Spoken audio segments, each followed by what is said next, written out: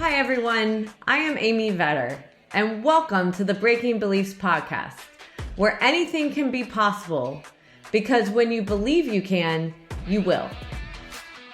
This series is all about getting honest with ourselves and noticing the things that we carry with us. We each have our own life experiences to go from, and sometimes it's hard to truly understand what it's like to be someone else. What we can do to create change is to start with us. If each of us took one action each day in our own lives, we could collectively change the world around us.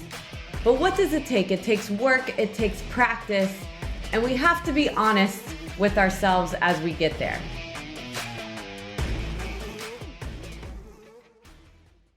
Welcome to this episode of Breaking Beliefs, where I interview Angela Collie. She is the founder and CEO of AFC CPA Accounting and Tax Services, a firm based in South Florida. She has over 18 years of experience as a CPA and has received her master's degree in accounting from Florida International University and is a member of the AICPA and serves as the treasurer of the South Florida Black Chamber of Commerce.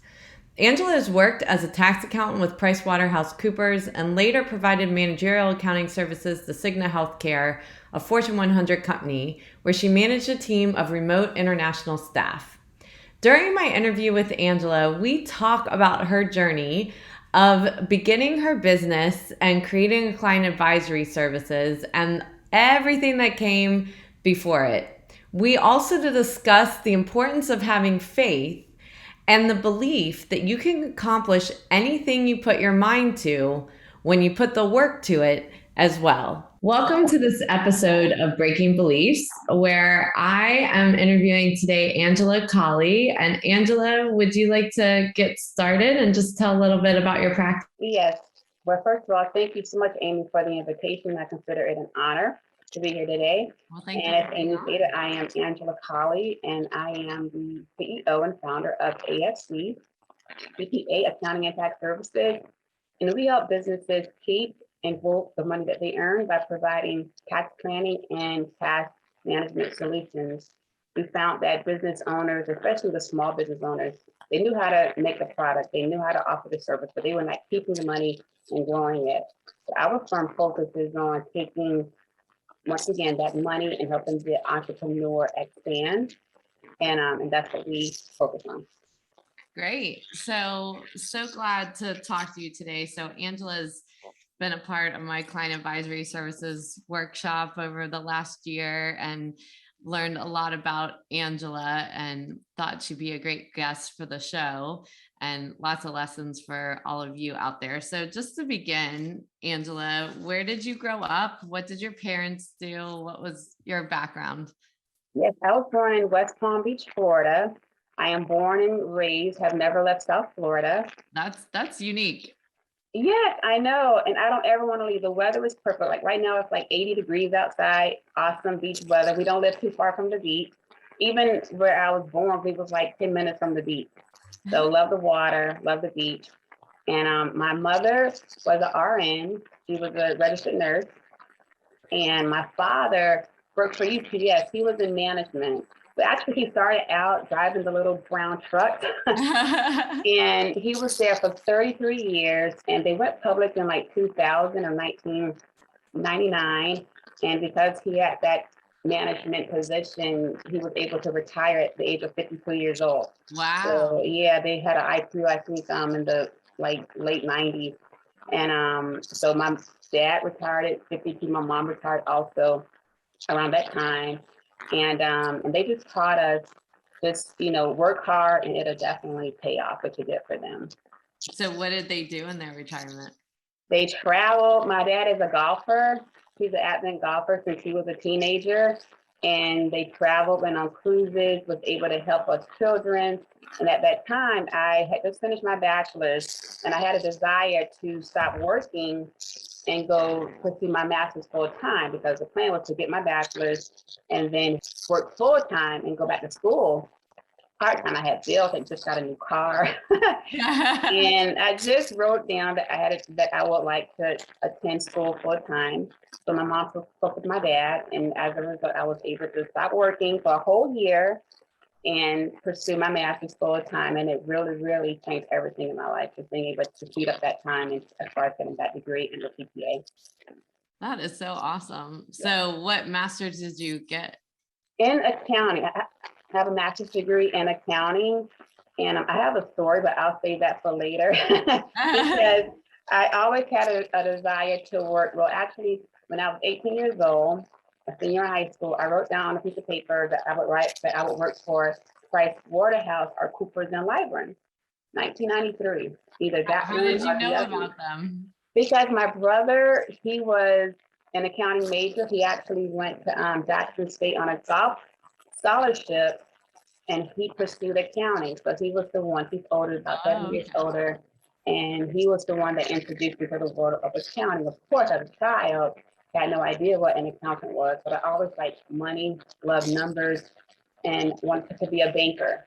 So when he was like, "Hey, was in high school taking different courses in accounting," that opened up my view also for the profession. So what did you love about money? What was it that drew you to that? Just how there has to be exactness.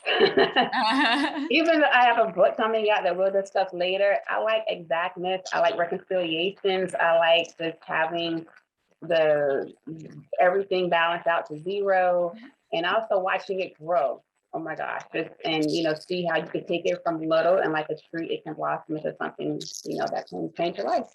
Yeah. So where else in your childhood do you think that was where you needed the exactness or everything to fit together? Were there other hobbies that you did younger where you found that same kind of delight in that feeling? But I'm the baby of the family. I have an older brother and two sisters. And sometimes, the baby can, somewhat get pushed over. So I had to know my facts. It's like I had to know, what was going on, had to have a good memory in order to stand up for myself. So I would say just being the baby in the family and having to not per se prove myself, but just making sure that I had my facts straight. That you got your fair share. Yes, my fair share of that. So with your mom being a nurse, were you involved with that at all, or how did that Not affect you? at all. However, as you remember, when we first began the TASK program last year, I wanted to specialize in the nursing agency industry, and she was one of the she was one of my inspirations as far as wanting to serve that particular industry. My sister is also a nurse, so I would just say just her willingness to help people, the compassion that she has for those that are hurting, inspired the cast trajectory. However, I had to find my own, which I ended up changing, as you know, to the commercial real estate industry, but just having, a heart for people that she definitely.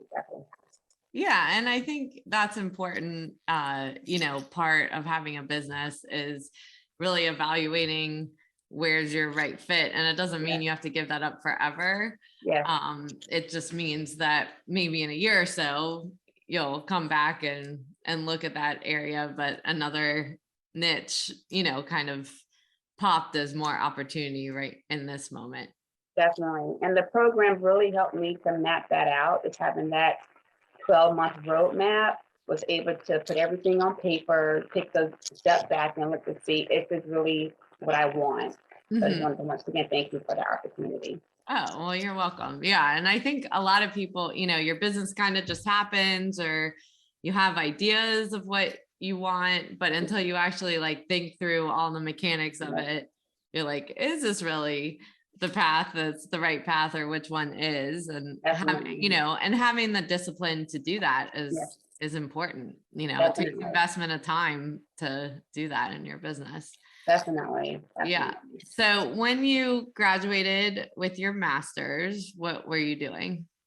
I graduated with my master's, and this is a story, because one of the questions was what like, what's the foundation of my path? And I could say it's faith, because when I finished with my master's, once again, going back to the 12th grade, I wanted to work for Price Waterhouse or Coopers and Lybrand.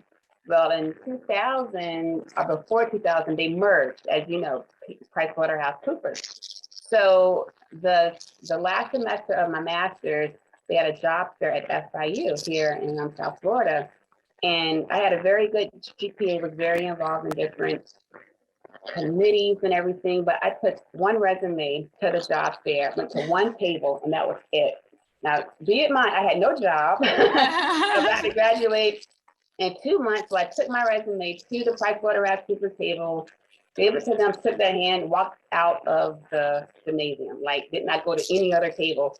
No, nothing against the Lloyd, why I just, that's not what I want. That's not what I believe that I could have.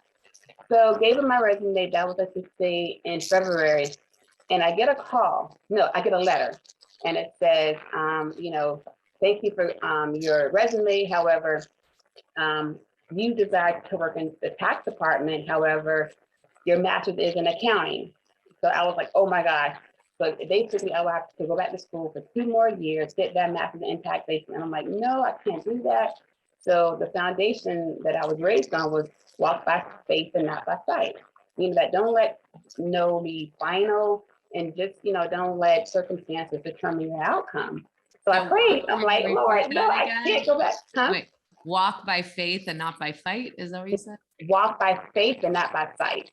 And not by sight. Yes. And that's actually a Bible verse, because it basically says to close your eyes and walk. Meaning don't go by what you see, what you hear. If it's in your heart that you desire something and you know that it's supposed to be yours, don't let nothing or no one take that away. Yeah. Because if it's a desire, that means that is out there for you. Mm-hmm. So yeah. And as we were children, my mother would teach us Bible studies, and that was one of the lessons that we learned. Walk by faith and not by sight. Faith means that I can't see it, can't touch it, but it's there. Yes. Right. So then, okay, so I get that letter in the mail, and it says, sorry, but we we require your master's to be intact. So I was like, no, I can't go back to school, for another 2 years. Once again, my parents were supporting me for that whole year, paying my bills, paying for my master's. And so a friend of mine worked there at the firm, and she knew the HR manager. So she gives my resume to the HR manager. And when the HR manager gets to the bottom of the resume, it has my church at the bottom. Come to find out, she went to the same church, but it was a huge church and we didn't know each other. So long story short, they called me in for the interview. I interviewed well, and I got the job in the tax department. You see, breaking beliefs, right? That's right. That's awesome. Yes, breaking beliefs. So I was, of course, at first I was disappointed, but I remember faith, all because they say no, just keep going, and that door opened. Was able to work in the tax department for 3.5 years, and that, my resume, as opened many other doors. So, and that's a true story. So this friend who worked there, how did you know your friend? From FIU, we were friends from school. We were on different projects together, and we developed a relationship. And she worked there. Another friend of mine worked there, and that's why relationship was so important. And she had a good relationship with the HR manager. So now, be it known, I had to meet with the on-campus recruiters, the managing partners. I still had to do my part, but right. At least that letter that said, you aren't qualified, had no bearing on it. Yeah. So I think that's really important is, when you hear no, what are your other options? How Yes. can you get in front of somebody? Because instead of just being on paper, how do they meet you? And thinking about your network and not taking that network for granted. Like you never know when someone's going to need you or they're going to need you. And so it's important to keep those relationships going, because a lot of people, will just try to get through what they can get through on their own and need people. Right. And the friend also knowing my character, knowing that I would be a hard worker, because she put her career on the line by bringing me in, to the HR manager. So just, just don't burn bridges. And we were friends, but even in the friendship, your character shows, your integrity shows, your ethics shows. So, yeah. And then the other thing that I think is important is,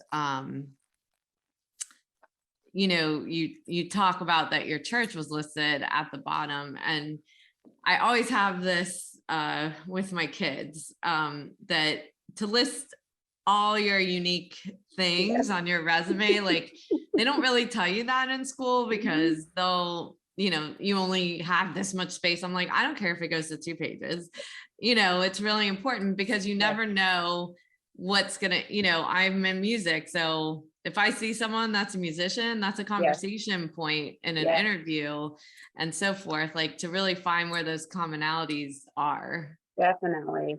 And I had been serving in the community. I was actually like a Sunday school teacher. Like I taught the little kids from the age of 19.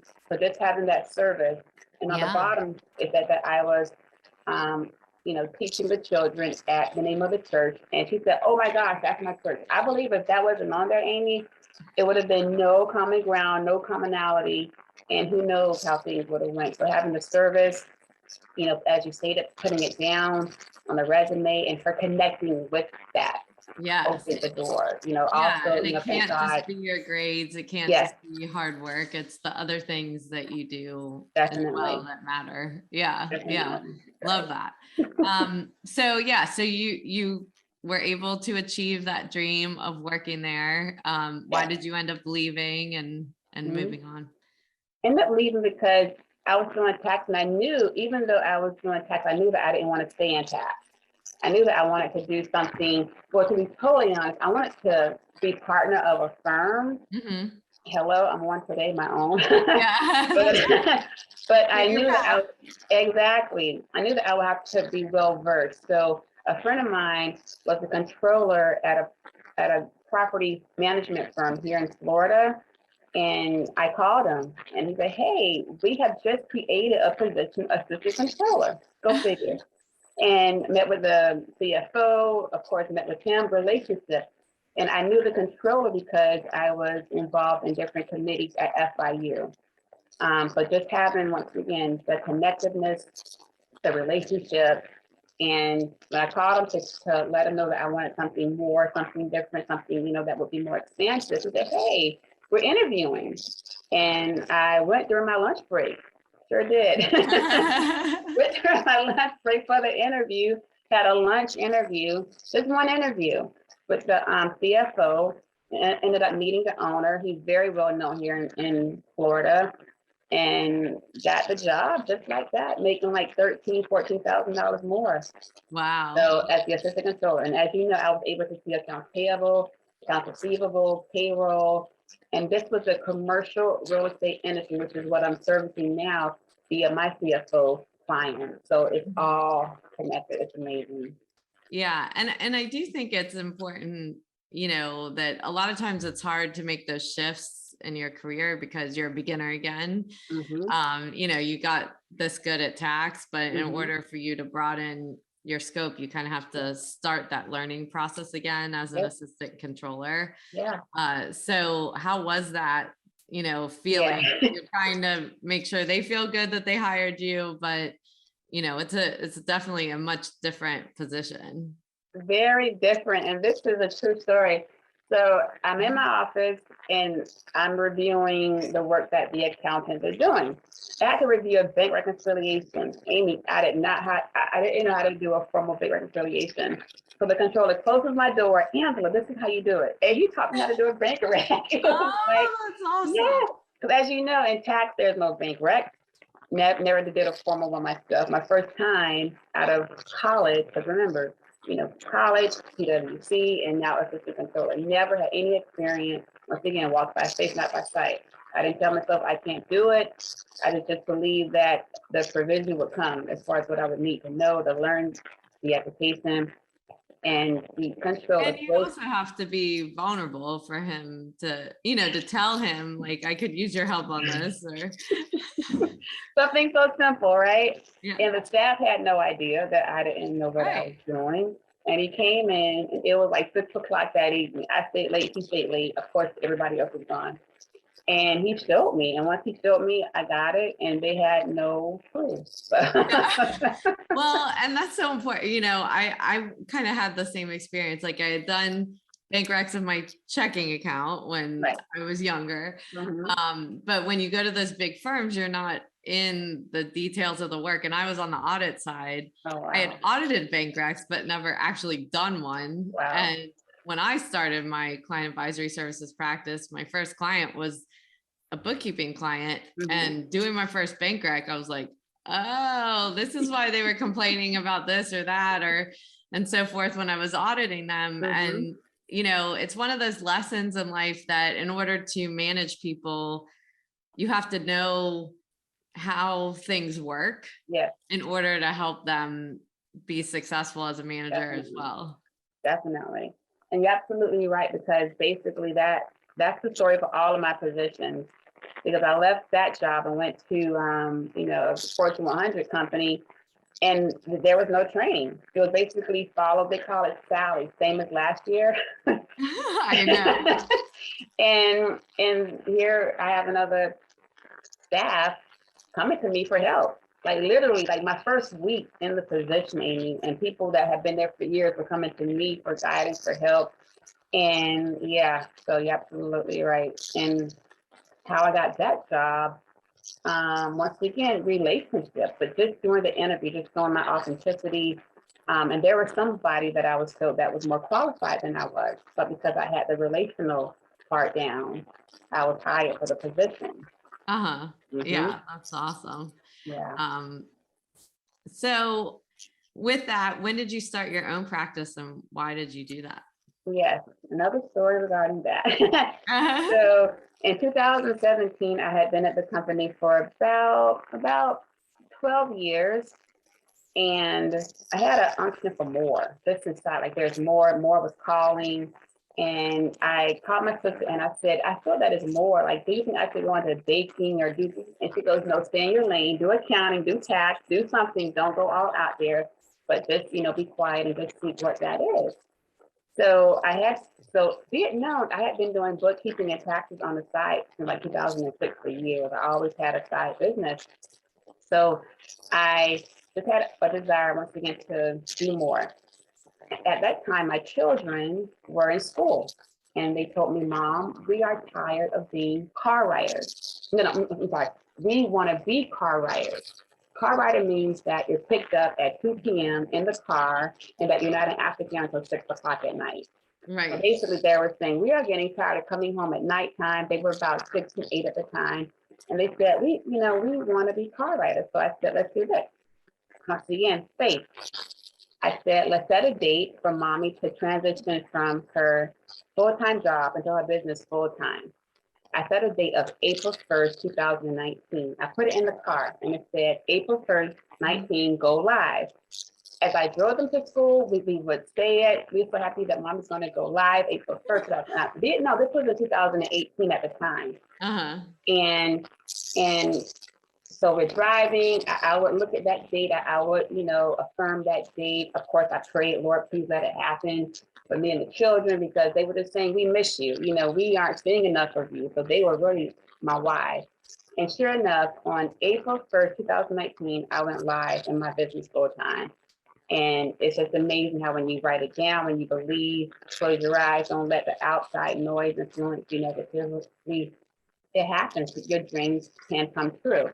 And it also helped my children see that whatever you believe, whatever you put your mind to, and I also had a coach. I had a coach, and she's phenomenal. And she coached me from my corporate job into the business full time.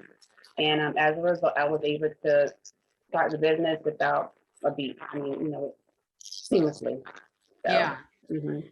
So, so many things in there to unpack, but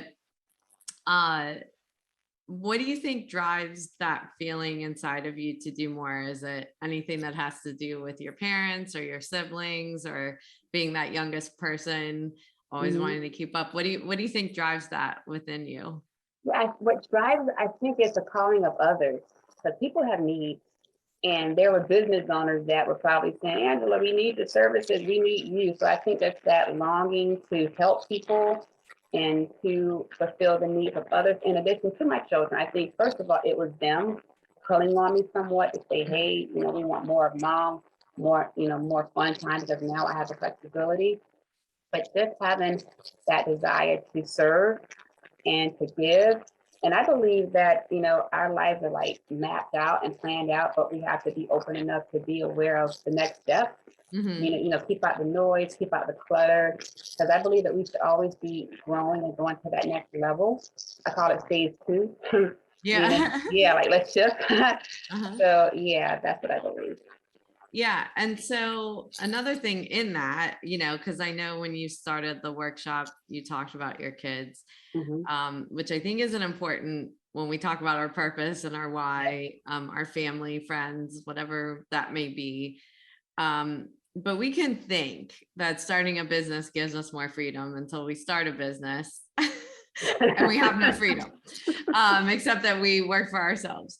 So what do you think that you've been doing as an entrepreneur, a business owner, to set boundaries? Or is that something you've kind of reset through the business plan, or what, because it's like you get in business, you kind of, you're trying to take anything because you want to make money and people are asking, but how do you make sure that you fulfill that purpose of, and you've brought it up so many times, of making sure you can be there to pick up your kids and not feel stressed out while you're doing it, that there's other client work you need to be doing or things like that. So what is it that you're doing to make sure you protect that?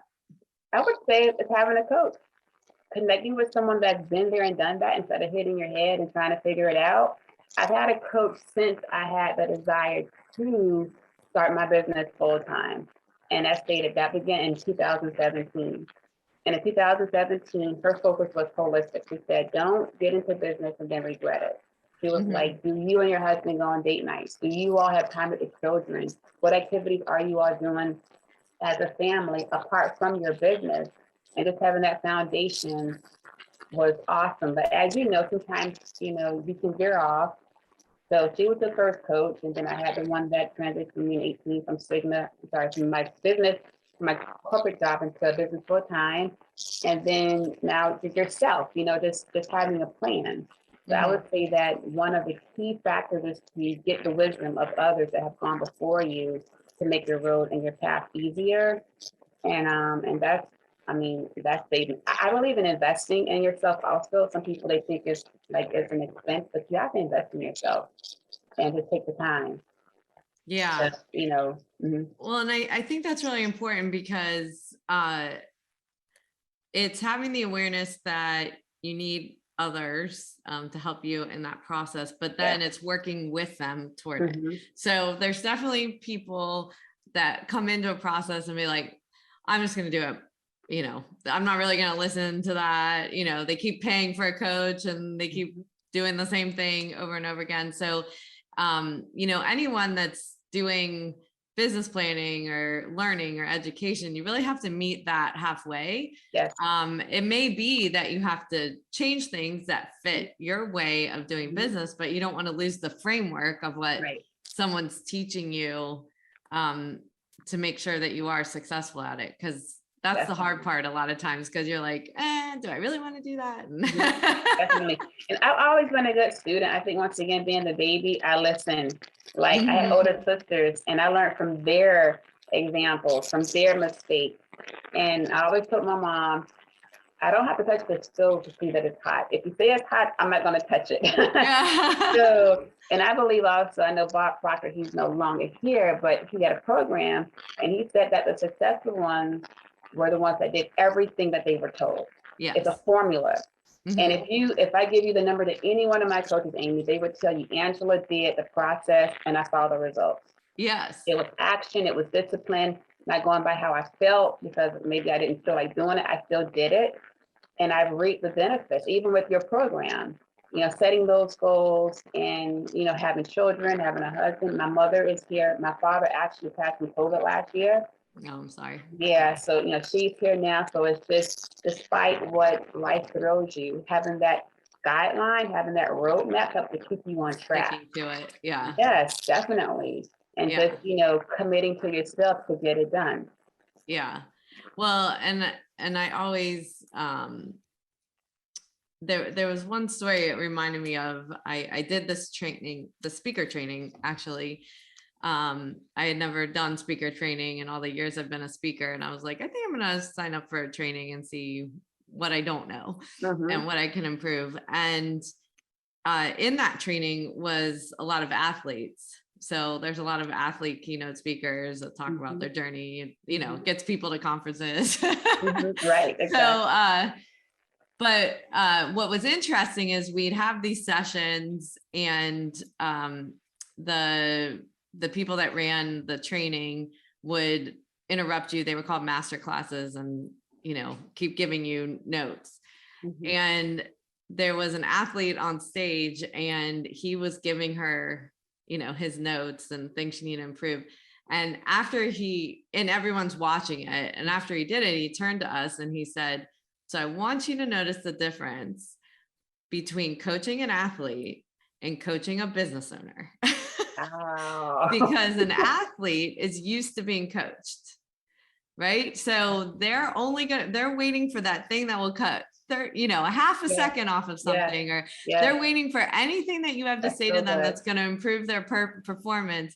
But people in business, and we take offense, or we step back and say, well, why do you think that? And well, maybe I'll do that. And I thought it was I never really thought about it before, of being coachable.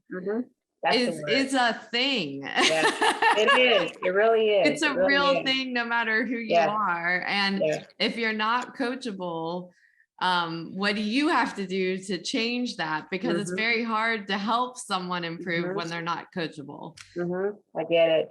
And I've been told since like 19, I stated when I began as the Sunday school teacher, I was trained, and I was told, you are coachable, you listen, but, and I also have a very high sense of self-awareness, meaning that I feel that sometimes insecurities may prevent people from opening up and being coachable and getting offended from it. Yeah. But once again, being the baby, being told what to do. Now, I do have my own mind, but just I know when to and when not to. But it's been working so far. Yeah. So far, so good. So, well, and not only that, I'm sure the listeners can hear like your light that shines through in the environments that you're in is contagious. And, especially in, the workshop, that is contagious to everyone else. Everyone kind of lifts each other up, even when they're at down moments, when they see, what you're struggling with or someone else is struggling with.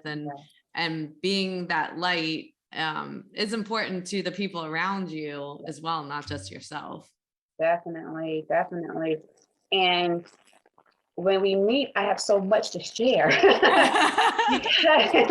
I try to honor the time, those that are a part of the Zoom, but you'll be amazed. Once again, just listing it down, writing it down. Once again, I believe in prayer, having that faith, meaning that, okay, if I put it down, no matter what, this is what's going to happen. And I can also make a comparison to the gym. I went to the gym this morning, and the trainer said, do something. I said, I can't do that. So I closed my eyes and I did it, because, it's just, don't be afraid of something that you've never done before. Yeah. Just try it. It wasn't perfect. Trust me, it wasn't perfect. Yeah. But it's growth. Definitely growth. So, and I think that we also get that from, the advisory training. Yeah. Well, and that's the thing is, we become experts. So all the things we've talked about in your journey, you're an expert in tax, and then you move to corporate and become an expert in that. And now this, you're learning to be an expert. And the thing is, it's like you have to start over and be a beginner again each time. And be vulnerable to the learning journey, which is tough. Yeah. Awesome. And always, I tell my children, whatever you sow, you're going to reap. Yeah. Right. So if you aren't coachable, then when you go to coach somebody, then that's going to come back on you, in addition to if you don't learn, then you don't have anything to like offer. So don't know why I brought that up. Yeah, I know. But I love that quote. Whatever you sow, you're gonna reap. Be it positive thoughts, you're gonna get positive, negative. So I told my husband, you watch too much news. Yeah, I know. 7-11. I'm like, shut it off. I know. I'm at the extreme of not watching it at all. I know. I bought these little AirPod things to where he can listen to it and I can do my own thing.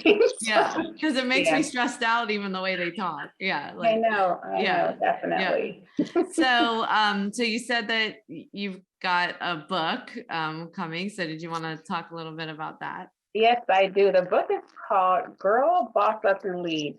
And I was actually approached by a friend to be a part of her project. And it's basically a book. I'm actually a co-author. And we are telling our stories of how we transitioned from corporate America to in business full time. And I can say that when I was back in 2012, just had my daughter, and someone said, Angela, you should start your business full time.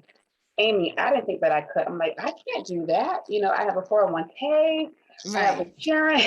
And I didn't believe that I could do it. And so the book basically discusses that journey, Breaking Beliefs. That's the name of the podcast, because I was so conditioned in being an employee to where being an employer wasn't even foreseeable for me. But just once again, that awakening inside started about 5 years later, and just making sure that I was coached properly in order to do it full time, and it's been a success. So once again, the book is on pre-order. Girl, Boss Up and Lead, and it's basically saying to just be free, become aware of who you are and express that. Yeah, and I think it's important that a lot of that comes in steps, that it comes in your life at the right times, that financially you might not be in the position to do it. So like you prepared for a long time, you did it as a side hustle. I always recommend that, to make sure it's even work you want to do, because a lot of times you get into something and I know for me, I had a yoga studio that I just closed, which was really hard.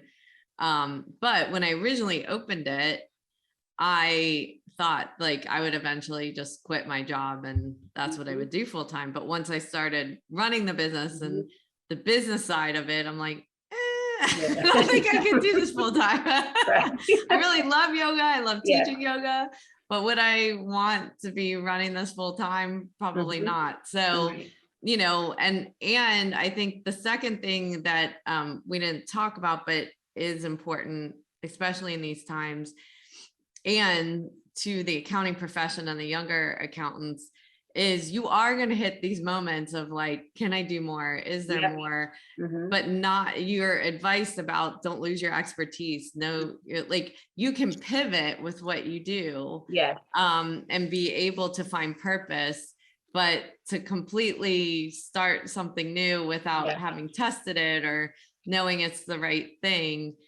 There's so many things you can do in this profession that people just don't even realize. And it's, going to conferences, getting out in your networks, really learning where the opportunities are before you turn away from your years and years of experience. Definitely.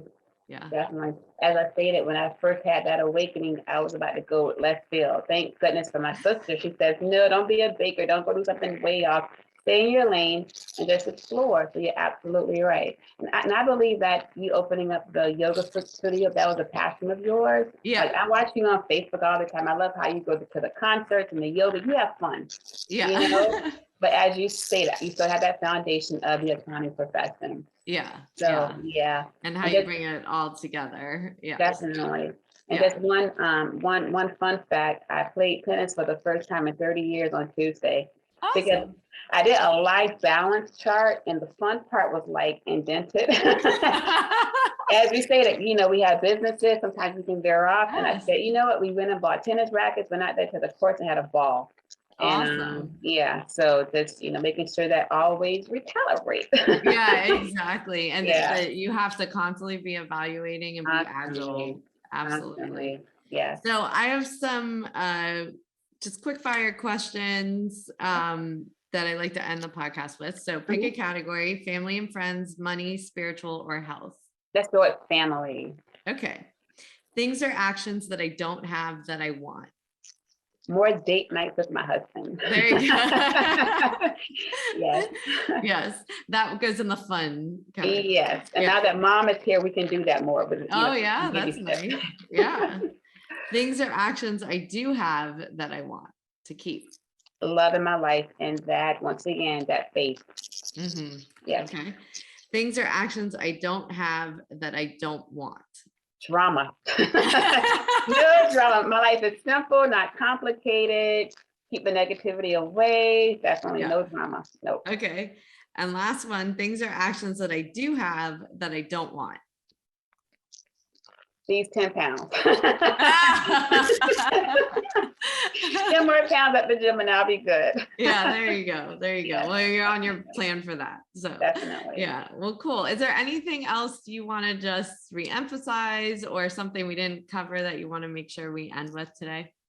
Yes, just make sure that you stay aware of the awakening inside.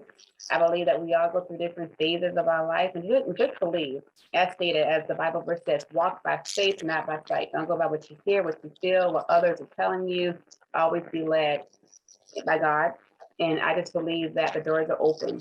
And don't be afraid of not being able to. I believe that if you put your mind to it, if you have seen it, believe it, and go for it. Awesome. Well, thank you so much for being a guest today. I appreciate it. So many great lessons. It's been an honor. Thank you so much. And now for my mindful moments with my interview with Angela.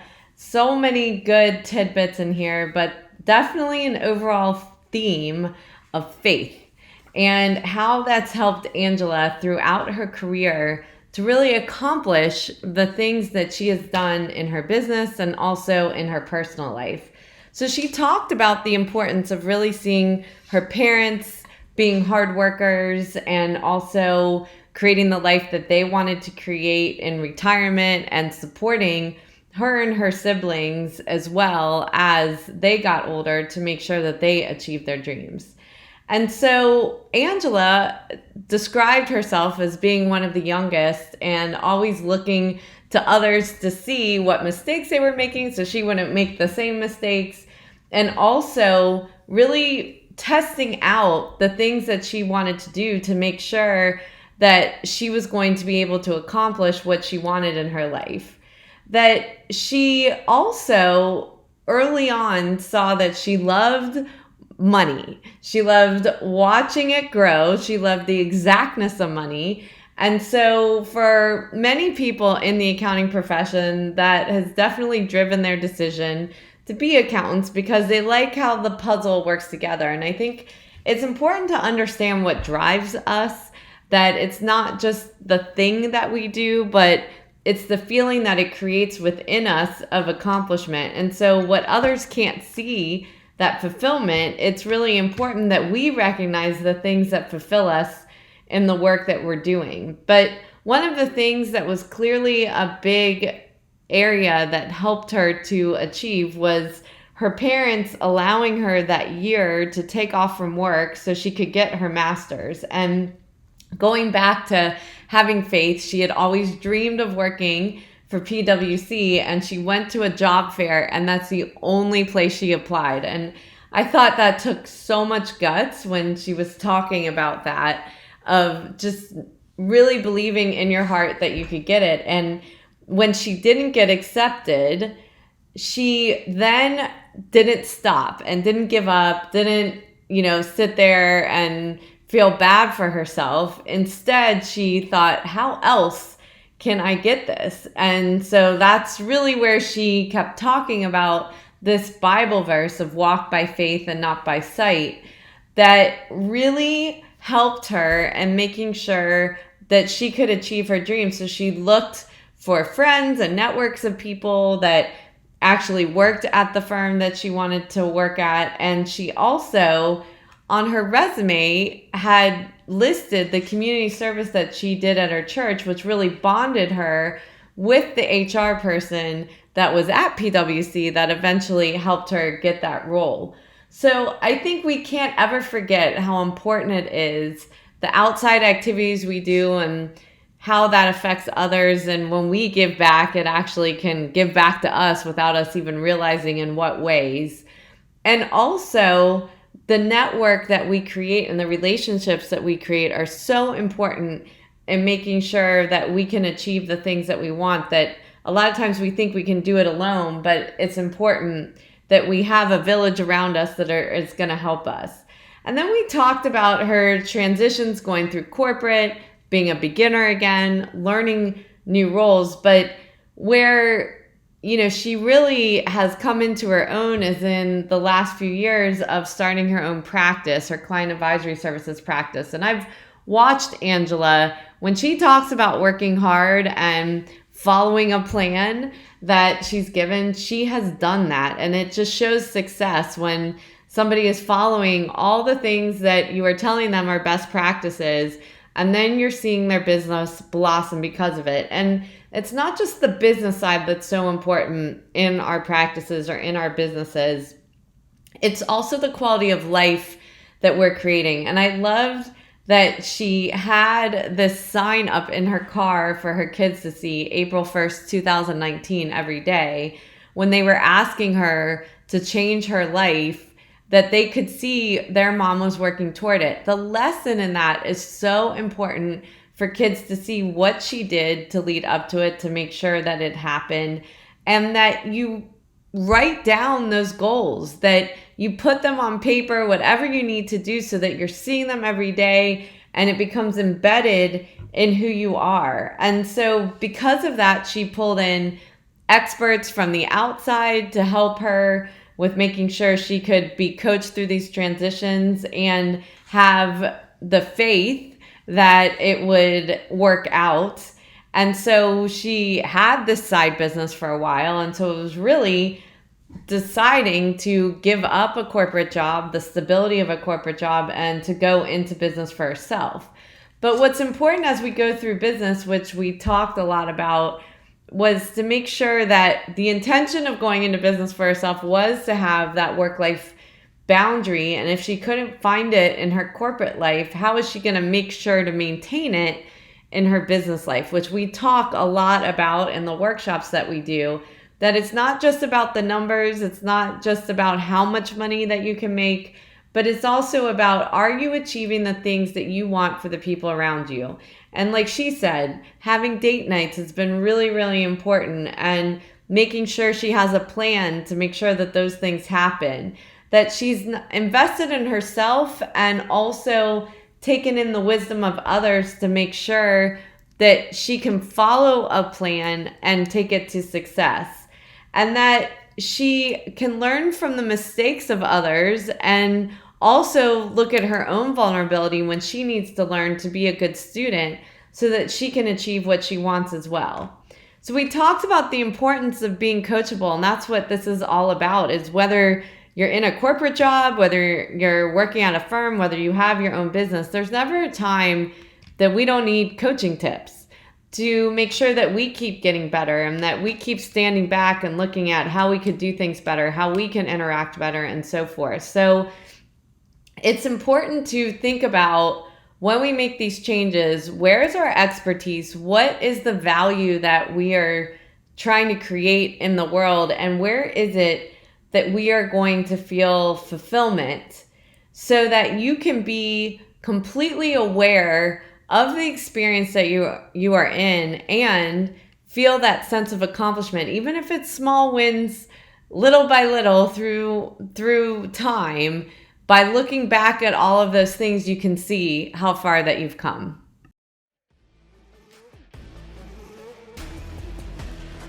Thank you for taking the time out of your day to listen to the Breaking Beliefs podcast.